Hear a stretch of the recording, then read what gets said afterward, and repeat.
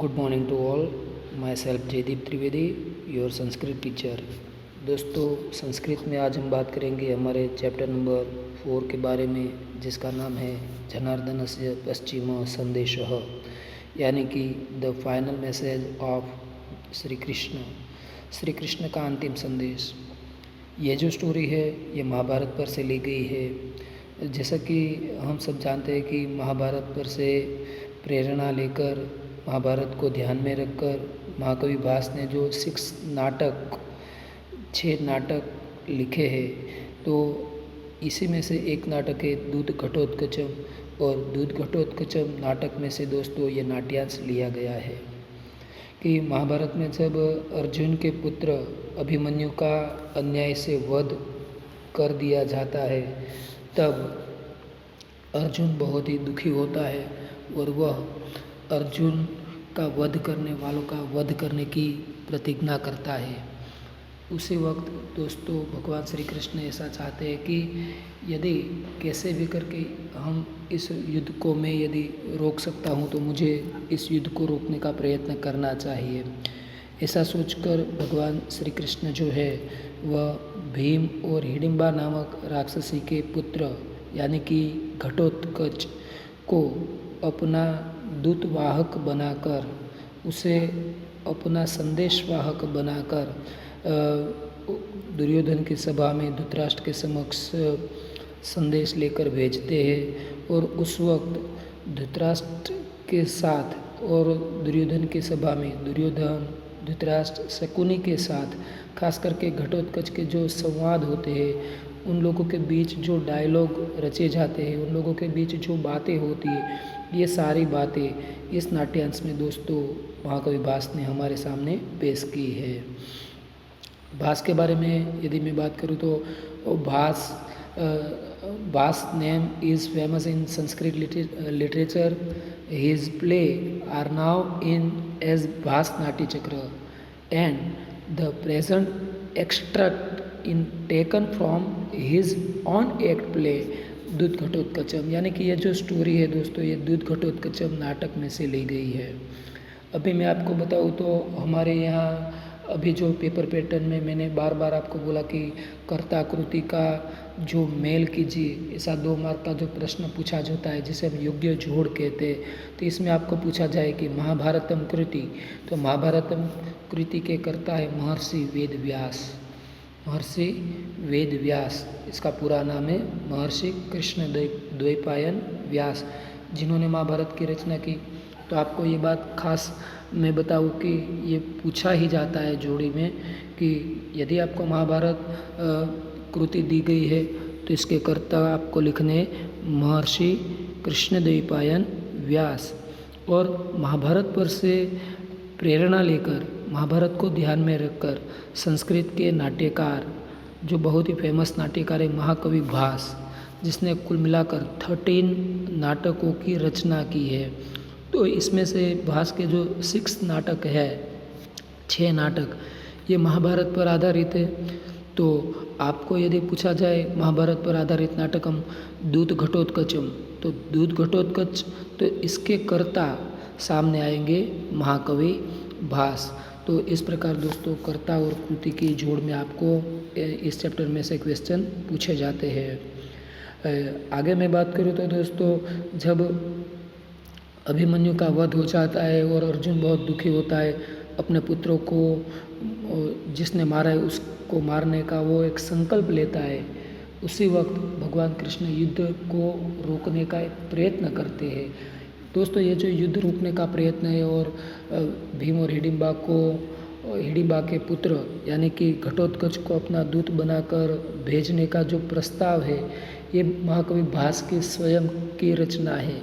यानी कि भास ने यहाँ महाभारत पर से प्रेरणा अवश्य ली है, मगर यहाँ उसने परिवर्तन कुछ अपने आप किया है। मूलतः महाभारत की जो स्टोरी है इसमें दोस्तों ये प्रसंग दूत घटोत्कच का आपको देखने को नहीं मिलेगा। तो इस प्रकार दूत घटोत्कचम नाटक ये भास की अपनी रचना है दोस्तों।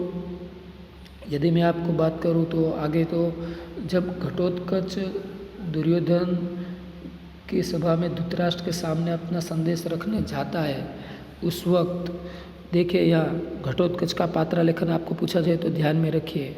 घटोत्कच राक्षसी का पुत्र होते हुए भी मानवीय वर्तन करता है, और दूसरी ओर दुर्योधन जो मानवी का पुत्र होते हुए भी राक्षसी वर्तन करता है। तो दोस्तों ये जो दोनों के व्यवहार के बीच एक विरोधाभास है, यह विरोधाभास महाकवि भास ने अपनी नाट्य रचना के बल पर यह हमारे सामने अच्छे से प्रस्तुत किया है। तो इसके बारे में हम बात करेंगे दोस्तों। चलिए शुरू करते हैं इसकी स्टोरी। ये जो प्रस्तावना है ये आप देख सकते हैं कि भास का परिचय, कि भास नाट्य चक्र जिसमें 13 नाटक है, इसमें से दूत घटोत्कच एक नाटक है जिसमें से ये स्टोरी ली गई है। जनार्दनस्य पश्चिम संदेशः घटोत्कच प्रविश्य, यानी कि घटोत्कच एंट्रिंग, अयम अत्र भवान धृतराष्ट्रः, एक उद्गार है अये, here is his majesty Dhritarashtra, अयम अत्र भवान धृतराष्ट्र, अरे यहाँ आप महाशय धृतराष्ट्र है, अरे आप महाशय धृतराष्ट्र यहाँ है। हियर इज हिज मैजेस्टी अनार्य शतस्य उत्पादयिता, इसे कहते हैं कि the father of the ignoble 100।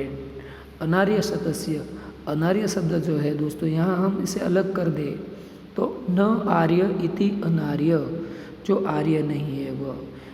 यहाँ अनार्य का मतलब होता है वीर, तो सतस्य का मतलब होता है सो, और उत्पादित का मतलब होता है पिता, फादर, यानी कि so ignoble 100 sons of father, यानी कि father of the ignoble 100 sons. इसे हम कह सकते हैं उपसृत्य, यानी कि एडवांसिंग, इसके बाद उसके पास जाता है।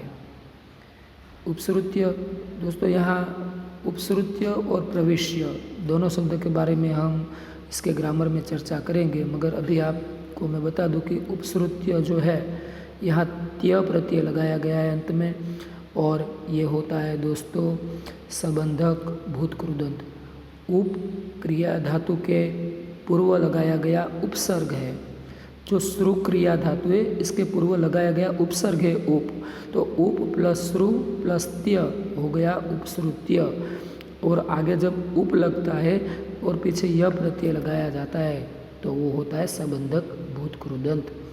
वैसे ही दोस्तों प्रविश्य, तो विष यहाँ क्रिया धातु है जिसके आगे प्र उपसर्ग लगाया गया, तो प्र प्लस विष प्लस य, तो ये भी हो गया संबंधक भूतकृदंत। दोस्तों कृदंत का वीडियो लेक्चर जब हम देखेंगे तब तो ये बात करेंगे ही, मगर अभी आपको इतना याद रखना है कि यह संबंधक भूतकृदंत है। तो घटोत्कच उसके पास जाता है, यानी कि उपसृत्य पितामह, जो घटोत्कच के पिता भीमसेन है, भीमसेन के पिता पांडु राजा थे और पांडु राजा के बड़े भाई धृतराष्ट्र थे, तो इस नाते उसे दादाजी के संबोधन से संबोधित करता है कि ग्रैंडफादर अभिवादये Ghatotkacha, here I salute you, I am Ghatotkacha, कि मैं घटोत्कच आपको प्रणाम करता हूँ, आपको वंदन करता हूँ, आपका अभिवादन करता हूँ, कि I salute you, I am Ghatotkacha. इसके बाद कहते हैं इति अर्धोक्ते, ऐसा कह के इतना जो बोला वो हाफ बोला, इतना बोल के वो रुक जाता है एकाएक।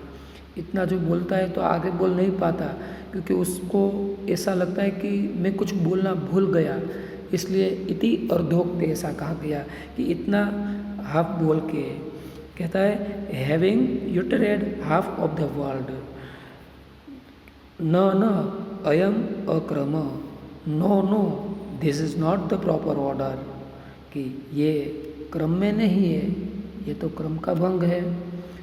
ये ऑर्डर कि मैंने जो आपको अभिवादन किया ये प्रॉपर नहीं है, क्यों? क्योंकि कहता है युधिष्ठिर आदयश्च मे गुरुवो भवन्तम अभिवादयन्ति, यानी कि it my self elders Yudhishthira and the rest the salute you, यानी कि युधिष्ठिर ये जो मेरे गुरुजन है, मेरे जो स्वजन है, मेरे जो वडील है, वे आपको प्रणाम करते हैं, आपका अभिवादन करते हैं और इसके बाद मैं घटोत्कच आपका अभिवादन करता हूँ। इसलिए कहा गया पश्चात घटोत्कचो अहम अभिवादे, इसके बाद मैं घटोत्कच आपका अभिवादन करता हूँ।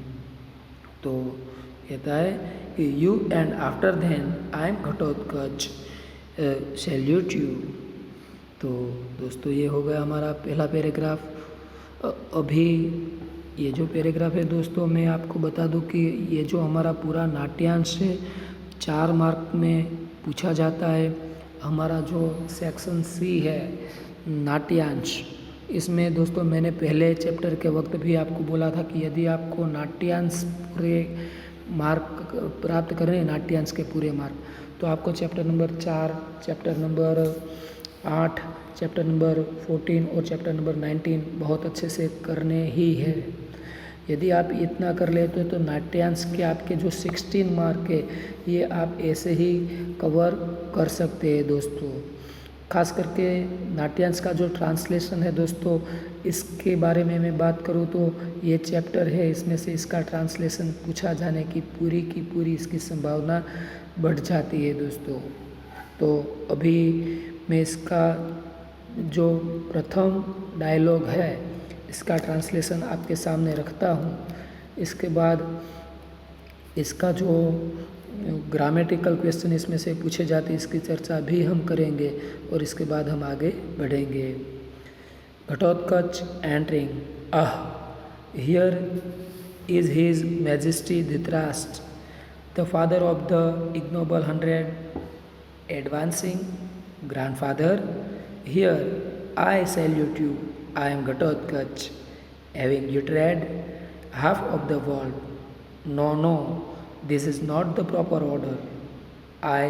It is my elders, Yudhishthir, and the rest that salute you, and after them, I am Ghatotkacha, salute you. तो ये हो गया दोस्तों हमारा पहला डायलॉग।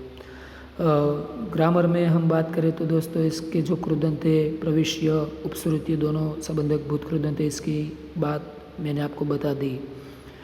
दूसरी बात यहाँ जो मुझे पता चलती है, यह धृतराष्ट्र शब्द आप देख सकते हैं। प्रथम जो पंक्ति इसमें पहला जो सेंटेंस है इसमें अंतिम वर्ड धृतराष्ट्र। तो धृतराष्ट्र शब्द आपको यदि समास विग्रह में पूछा जाए तो समास परिचय में पूछा जाए तो धूतम राष्ट्रम येन सह, धूत क्रीड़ा जिसे हम जुगार कहते हैं, तो जुगार से जिसका राज्य बना हुआ है वो है धृतराष्ट्र। तो धूतम राष्ट्रम येन सह, धूत यानी कि जुगार से जिसका राष्ट्र बना है उसे कहते हैं धृतराष्ट्र। तो ये शब्द समूह वाली रचना हो गई दोस्तों। तो यहाँ निश्चित तौर पर आप कह सकते हैं कि धृतराष्ट्र ये बहुव्रीहि समास होता है। धृतराष्ट्र बहुव्रीहि समास होता है।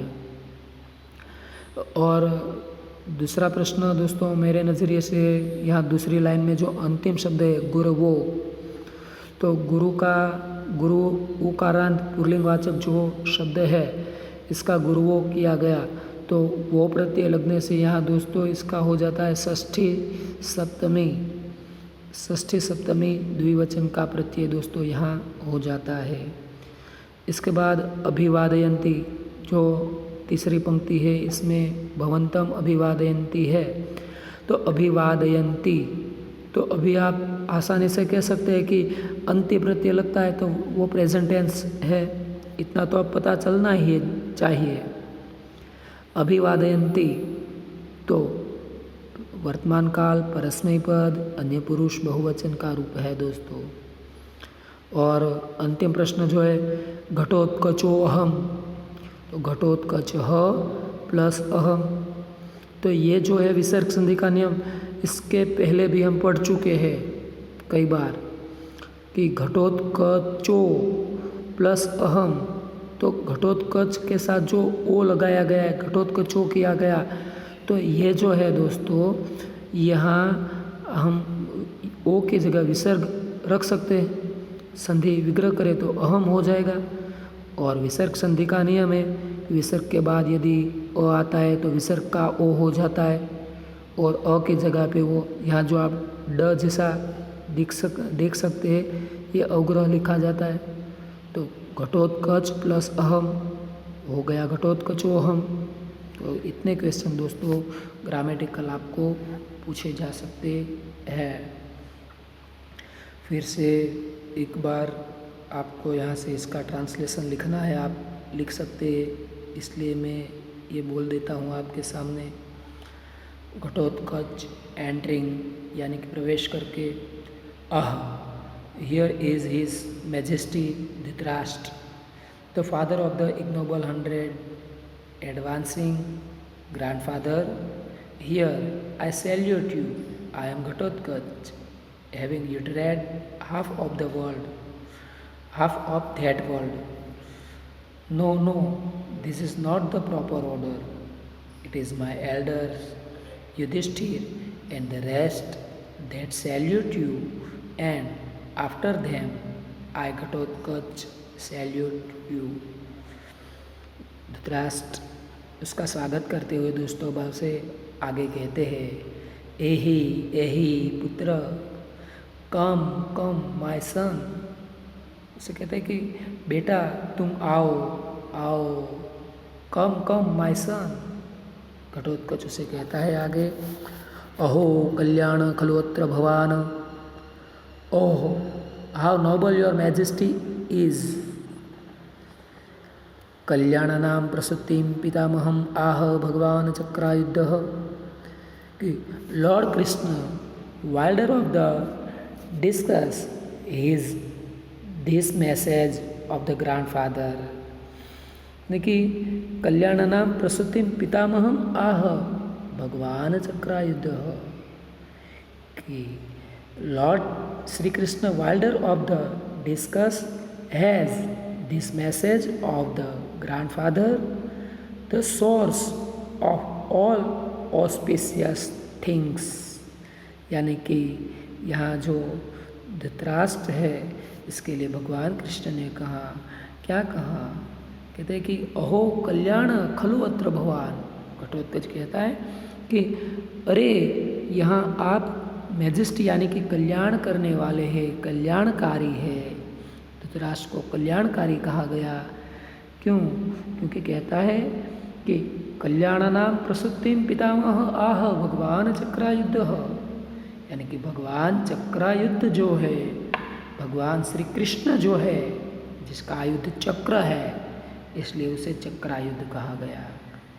तो ये जो भगवान चक्रायुध है उसने आपको कल्याण के जन्मदाता के तौर पर संबोधित किया है।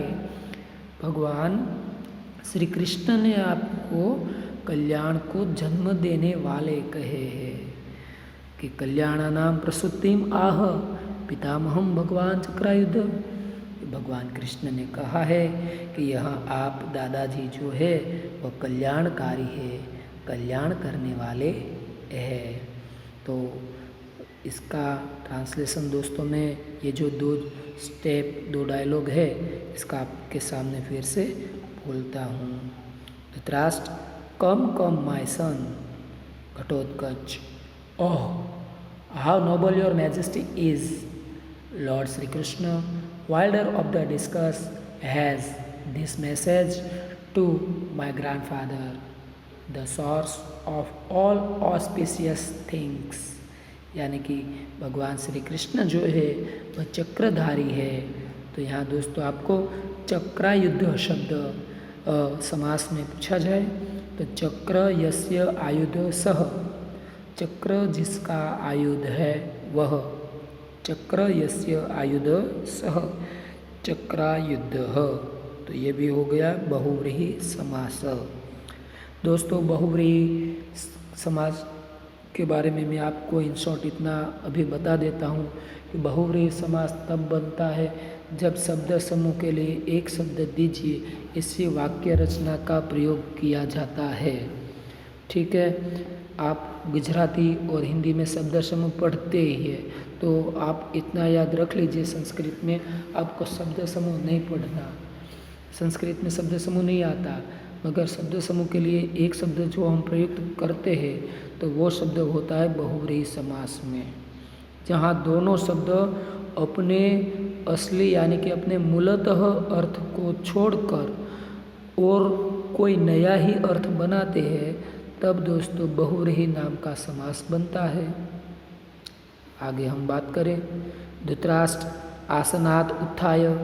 धृतराष्ट्र जो है यहाँ दोस्तों अपने आसन पर से, अपने सिंहासन पर से खड़े हो जाते हैं कि rising from his seat, rising from his seat, अपने सिंहासन पर से खड़े हो जाते हैं। कहते what are the commands of the divine wielder of the discus, यानी कि किम आज्ञापयति भगवान चक्रायुद्ध, कि वाइल्डर ऑफ द डिस्कस, कि भगवान चक्रायुद्ध है, उसने मेरे लिए कौन सा आदेश दिया है, कि divine wielder of the discuss, कि भगवान चक्रायुद्ध उसने मुझे कौन सा संदेशा भेजा है, मुझे क्या कहा है, उसकी क्या आज्ञा है।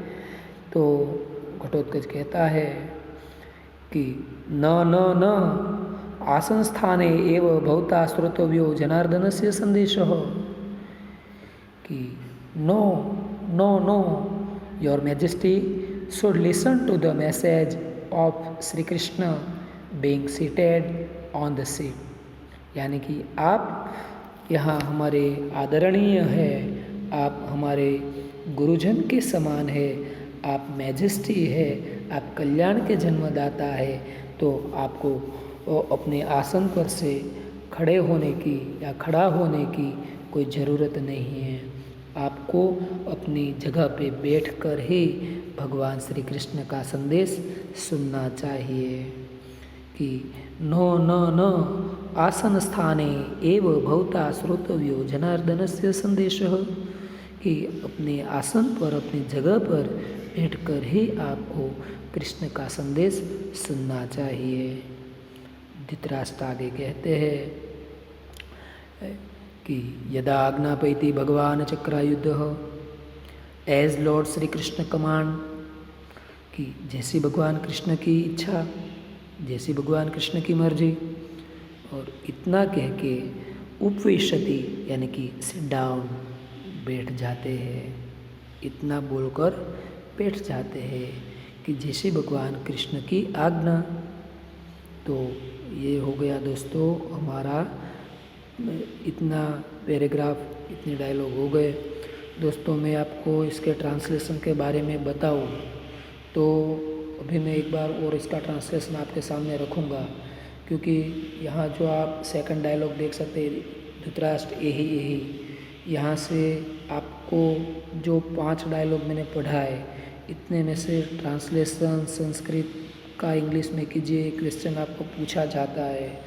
ठीक है, तो पहले से ही इसका ट्रांसलेशन एक बार और आप सुन लीजिए, और इसके बाद यदि आपको कोई परेशानी होगी तो इसके ट्रांसलेशन की PDF भी मैं आप लोगों को भेज दूंगा। Ghatotkacha entering, here is his majesty Dhritarashtra, the father of the ignoble 100, advancing. Grandfather, here I salute you. I am Ghatotkacha, having you tread half of the world. No, this is not the proper order. It is my elders, Yudhishthir and the rest, that salute you, and after them I, Ghatotkacha, salute you. Dhritarashtra, come, my son. Ghatotkacha, how noble your majesty is, Lord Sri Krishna, wielder of the discus, has this message of my grandfather, the source of the all auspicious things. Dhritarashtra, rising from his seat, What are the commands of the divine wilder of the discus? Ghatotkacha, no, no, no. Your Majesty should listen the message of Sri Krishna being seated on the seat. Trust as Lord Sri Krishna commands, sit down. तो ये हो गया हमारा प्रथम paragraph. दोस्तों याद आगे हम बात करें तो अब जो ये पैराग्राफ शुरू होता है दोस्तों, ये डायलॉग को पैराग्राफ ही कहूँगा क्योंकि मैंने इतना ही लिया है यहाँ कट करके। तो यहाँ से दोस्तों आपको एक क्वेश्चन पूछा जाता है कि अभिमन्यु का जब वध किया जाता है तब जो अर्जुन विलाप करता है, तो यहाँ से दोस्तों आपको क्वेश्चन पूछा जाए कि अर्जुन का विलाप, अर्जुन ने जो विलाप किया ये, तो यहाँ आपको अर्जुन का जो विलाप है कि disturb Arjun lamentation of Abhimanyu's death, यानी कि अभिमन्यु का जो वध होने के बाद अर्जुन जो दुखी होता है, तो इसके बारे में यहाँ से आपको क्वेश्चन पूछा जाता है। तो आइए देखते हैं इसके बारे में। घटोत्कच कहता है, पितामह श्वेताम, लिसन ग्रैंडफादर, हा वत्स अभिमन्यु, हा वत्स कुरुकुल प्रदीप, हा वत्स यदुकुल प्रवाल। Oh child Abhimanyu, oh my child, the lump of the Kuru dynasty। कहते हैं कि हा वत्स कुरुकुल प्रदीप, यहाँ कहा गया कि कुरुकुल का वो लंप है, कुरुकुल का प्रदीप है, उसका दीपक है। तो दोस्तों यहाँ मैं आपको बता दूं कि कौरव और पांडव जो थे वो कजिन ब्रदर थे, दोनों आपस में भाई भाई ही थे। तो दोनों का मूल जो वंश था वो दोस्तों कुरुवंश ही था, मगर बाद में जब पांडु राजा के पुत्र थे वो पांडव के नाम से पहचाने गए और धृतराष्ट्र के पुत्र थे वो कौरव के नाम से जाने गए, मगर दोनों का वंश तो कुरुवंश ही है। इसलिए यहाँ अभिमन्यु को संबोधित करते वक्त उसे love of the Kuru dynasty ऐसा बोला गया है। दोस्तों आगे कहा गया है कि हा वत्स यदुकुल प्रवाल, the scion of the Yadu family, यानी कि तुम यदुकुल के बीज हो। अभिमन्यु को यहाँ जो अर्जुन से संबोधित करता है दोस्तों, यहाँ देखिए हा वत्स शब्द आपको 3 बार मिलता है। हा वत्स अभिमन्यु, हा वत्स कुरुकुल प्रदीप, हा वत्स यदुकुल प्रवाल। तो ऐसा कह के यहाँ उसे अलग अलग तरह से संबोधित किया गया है। क्यों? पहले आप देखिए कि अभिमन्यु को उसके नाम से संबोधित किया, हा वत्स अभिमन्यु, यानी कि ओ चाइल्ड अभिमन्यु। इसके बाद उसे उसके पितृवंश से संबोधित किया गया, ओ my child, the lamp of the Kuru dynasty, यानी कि कुरु वंश के प्रदीप, कुरु वंश के दीपक। और अंत में उससे कहा गया हा वत्स यदुकुल प्रवाल, यदुकुल प्रवाल, यानी कि the scion of the Yadu family. दोस्तों यदु फैमिली यानी कि यादव वंश, यादव वंश के साथ भी अभिमन्यु का नाता था, क्योंकि अभिमन्यु की माता और श्री कृष्ण की बहन सुभद्रा जो अर्जुन की पत्नी थी, तो पहले उसे जैसे कि उसके पिता के वंश से संबोधित किया कुरुकुल प्रदीप, तो वैसे ही उसे बाद में उसकी माता के वंश, माता के कुल से संबोधित भी किया गया कि scion of the Yadu family, यदुकुल के बीज, ऐसा कह के उसे संबोधित किया गया। तो यदुकुल प्रवाल कह, ऐसा आपको क्वेश्चन यदि पूछा जाए 1 मार्क में, तो आप निश्चित तौर पर कह सकते हैं यदुकुल प्रवाल अभिमन्यु अस्ति, अभिमन्यु यदुकुल प्रवाल है। ठीक है, प्रवाल का मतलब होता है साइन, जिसे हम बीज कह सकते हैं।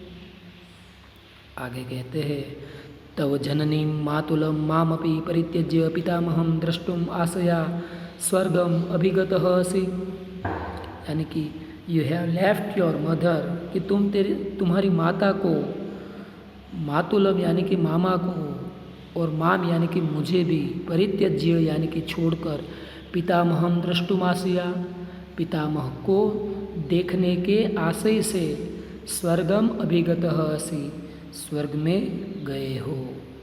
तो दोस्तों यहाँ एक बात याद रखिए, ये जो यहाँ इस चैप्टर में आप दूसरी लाइन में पितामह शब्द देख सकते हैं, बीचों बीच पितामहम। ये पूरे चैप्टर में पितामह शब्द दोस्तों धृतराष्ट्र के लिए प्रयुक्त हुआ है, मगर ये एक ऐसी जगह है, ये एक ऐसा सेंटेंस है जहाँ पितामह शब्द धृतराष्ट्र नहीं पांडु राजा के लिए प्रयुक्त किया गया है, क्योंकि पांडु राजा स्वर्ग में है, धृतराष्ट्र तो अभी जीवित है, उसे मिलने जाने के लिए अभिमन्यु को स्वर्ग में जाने की ज़रूरत नहीं है। ठीक है, तो आप सोचेंगे तो भी आपको ये पता चल ही जाएगा। कहते हैं कि तो मुझे अपनी माँ को और अपने मामा को यानी कि मैटरनल अंकल इन सब को छोड़ के दादाजी यानी कि पितामह ग्रैंडफादर उसे देखने के लिए स्वर्ग में चला गया है। तो आइए देखते हैं इसका translation. You have left your mother and me, your maternal uncle too, and have gone to the heaven in the hope of meeting your grandfather, कि तुम अपने ग्रैंडफादर पांडु राजा को मिलने के लिए स्वर्ग में गए हो। तो दोस्तों अभिमन्यु का वध होने के बाद अर्जुन जो विलाप करता है, जो एक दुख की अनुभूति करता है, वह आपको यहाँ तक लिखना है। वह अनुभूति सिर्फ क्वेश्चन के तौर पर आपको पूछी जाए तो इसके बारे में मैं यहाँ से आपको बोलता हूँ, जितना आपको कहा जाए उतना आपको लिखना है कि O child Abhimanyu, O my child, the lamp of the Kuru dynasty, the scion of the Yadu family, you have left your mother and me, your maternal uncle too, and have gone to the heaven in the hope of meeting your grandfather. तो ये हो गया हमारा 2 mark का question. आगे कहता है एक पुत्र विनाशात अर्जुनस्य तावत ईदृशी खलु अवस्था। कहता है कि पितामह grandfather, such is the plight of Arjun as a result of the death of one son, कि अर्जुन का जो एक पुत्र था उसकी डेथ हो जाने से उसकी सच में खलु यानी कि सच में ऐसी स्थिति हो गई है, उसकी हालत ऐसी हो गई है। What then will be yours, तो आपकी कैसी दशा होगी। का पुनर्भूतो भविष्यति, कि what then will be yours, आपके तो 100 पुत्र है, 100 पुत्र है, यदि जब वे सारे के सारे मारे जाएंगे, वे 100 पुत्र में से कोई भी नहीं बचेगा, 100 पुत्रों का जब वध होगा तो उस वक्त आपकी कैसी दशा होगी। घटोत्कच धृतराष्ट्र को समझाता है कि अर्जुन का तो एक पुत्र था अभिमन्यु, उसका वध करने से उसे इतना बड़ा दुख लगा है, इतना बड़ा आघात पहुंचा है, तो आपके तो 100 पुत्र है, यदि ये सारे मारे जाएंगे तो आपकी स्थिति क्या होगी। कहता है ततः क्षिप्रम इदानीम एव आत्मबलधानम कुरुष्व। सो ततः यानी कि सो क्षिप्रम यानी कि क्विकली, इदानीम आत्मबलधानम कुरुष्व, summon up all the strength of your soul of that the fire raging from the grief of your son. कहता है कि यथा ते पुत्र शोकात समुत्थितेन अग्नेन न दहेत प्राणमयम हवीरिति, यानी कि उसके मन में जो ये फायर यानी कि एक आग उत्पन्न हुई है, उसका जो पुत्र, उसके पुत्र का जो वध किया गया है, इस कारण उसके मन में जो एक आग उत्पन्न हुई है, तो ये आग में वह आपको और आपके पुत्र को जला न दे, इन सबको वो मार न डाले, इसलिए आप जल्दी ही आपकी जो सेना है कुरुक्षेत्र के मैदान में उसे वापस बुला लीजिए। ततः क्षिप्रम इदानीम एव आत्मबलधानम कुरुष्व, कि आप अभी के अभी सरेंडर कर दीजिए, वरना वो पुत्र के शोक में, पुत्र के दुख में, उसके हृदय में जो एक अग्नि उत्पन्न हुई है, उस अग्नि में आप सभी को जला के भस्म कर देगा। तो कहता है, so quickly summon up all the strength of your soul so that the fire rising from the grief for your sons should not burn your life like an obulsion। तो ये हो गया दोस्तों इसका ट्रांसलेशन। अभी मैं सिर्फ इसका ट्रांसलेशन यहाँ से बोलता हूँ, इसके बाद हम इसका जो ग्रामर है इसकी चर्चा करेंगे और इसके बाद आज का हमारा पहला पार्ट का वीडियो है वह ख़त्म करेंगे। Listen, grandfather, O child Abhimanyu, O my child, the lump of the Kuru dynasty, the sign of the Yadu family. You have left your mother and me, your maternal uncle too, and have gone to the heaven in the hope of meeting your grandfather. Grandfather, such is the plight of Arjun as a result of the death of one son. What then will be yours? So quickly summon up all the strength of your soul, so that the fire rising from the grief for your son should not burn your life like in obulsion। तो ये हो गया दोस्तों इसका translation. Grammar की बात तो यहाँ दोस्तों तीसरा वर्ड आप देख सकते हैं श्रूयताम। तो किसी भी क्रियाधातु के पीछे त, ता और तम प्रत्यय लगाने से वह हो जाता है कर्मणि भूत कृदंत। ये है कर्मणि भूत कृदंत, ठीक है। तो दूसरा वर्ड है वह दूसरी पंक्ति में मैं देख सकता हूँ मातुलम। मातुल शब्द से मीनिंग कह, उसका मीनिंग बताइए। तो मातुल का मतलब होता है मैटरनल अंकल, जिसे हम मामा कहते हैं। मातुल का मतलब होता है मामा। इसके बाद जो शब्द है वह द्रष्टुम आशया है। द्रष्टुम आशया, इसका संधि विग्रह हम करें तो द्रष्टुम हमें मिलता है। और द्रष्टुम तो किसी भी क्रिया धातु के पीछे टुम और तुम प्रत्यय लगता है। टुम और तुम ये दोनों ही आपको याद रखने जो 9th में आप पढ़ के आए हैं। तो टुम और तुम प्रत्यय लगने से दोस्तों हो जाता है हेतु अर्थ कृदंत, ठीक है। और यहाँ से ही आपको संस्कृत क्वेश्चन पूछा जाए दोस्तों कि अभिमन्यु कम द्रष्टुम स्वर्गम अभिगतः असि। अभिमन्यु कम द्रष्टुम स्वर्गम अभिगतः असि। मोस्ट IMP क्वेश्चन है ये दोस्तों। अभिमन्यु पितामहम ब्रैकेट में पांडुराजम द्रष्टुम आशया स्वर्गम अभिगतः असि। अभिमन्यु पितामह पांडुराजम द्रष्टुम आशया स्वर्गम अभिगतः असि। तो ये दोस्तों इसका आंसर है। आगे यदि मैं बात करूँ तो पुनर्भवतु ये शब्द है तीसरी लाइन में, ठीक बीच में है शब्द। तो ये शब्द आपको संधि विग्रह में पूछा जाए तो पुनः प्लस भवति। यहाँ दोस्तों विसर्ग संधि के साथ साथ व्यंजन संधि भी है कि विसर्ग के बाद यदि कोई वर्गीय व्यंजन आता है तो वर्गीय व्यंजन के तौर पर पुनः में ह लिखा नहीं जाता, उसके जगह विसर्ग हम करते तो इसके बाद वर्गीय व्यंजन भ है। तो वर्गीय व्यंजन जब आता है तो विसर्ग की जगह पे रेप हो जाता है, जो भ के ऊपर आप देख सकते हैं। दूसरा जो है दोस्तों भविष्यति। तो भविष्यति क्रिया धातु ये सामान्य भविष्य काल है। इतना तो आपको अब पता ही होगा कि सामान्य भविष्य काल परस्मैपद अन्य पुरुष एक वचन है। श्यामी श्यावह श्यामह श्यसि श्यथः श्यथ श्यति श्यतः और श्यन्ति। तो ये दोस्तों सामान्य भविष्य काल का रूप यहाँ प्रयुक्त हुआ है, ठीक है। तो यहाँ तक रखते हैं। नेक्स्ट लेक्चर में पार्ट 2 में हम इस चैप्टर को ख़त्म करेंगे, ठीक है।